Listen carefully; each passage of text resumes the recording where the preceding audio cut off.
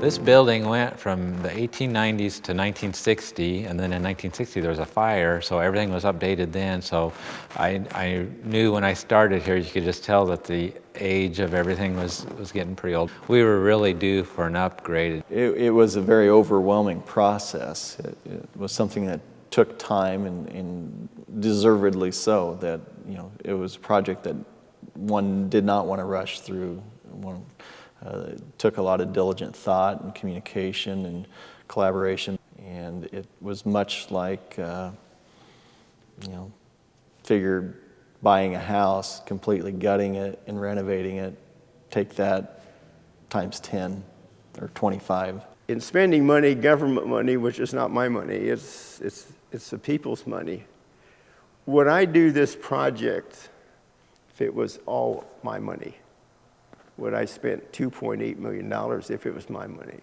And after looking at the master plan and after looking at what the status of the courthouse was in, I had no problem saying I would spend $2.8 million of my own money if I had the money to do it, because it's something that's going to be here for a long time. Each of us had this notebook. This was the master plan for the courthouse renovation project.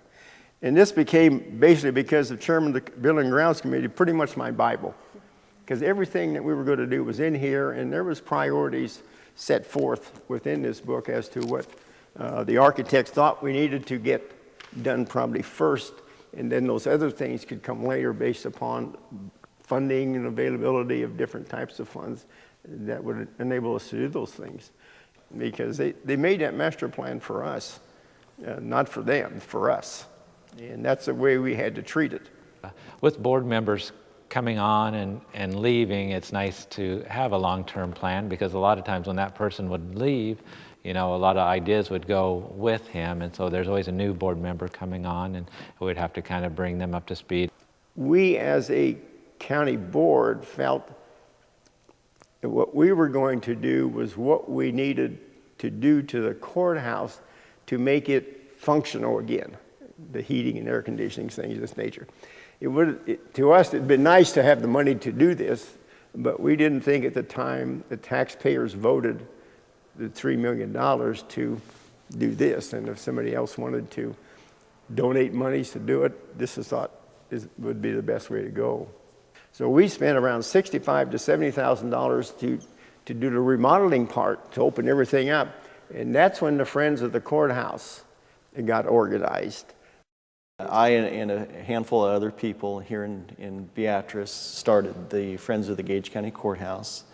We formed a corporation and then qualified that as a nonprofit entity before the Internal Revenue Service, so that the taxpayers and other people in the community could donate money to the Friends of the Gage County Courthouse to raise funds, primarily for the furnishings, the sound system, tables, chairs, and those types of things, because the county budget only allowed for enough money for the actual building renovations. There was some discussion of just tearing it down and replacing it with basically an administration building, something with no windows, and you walk into it and it has an 8-foot ceiling above your head.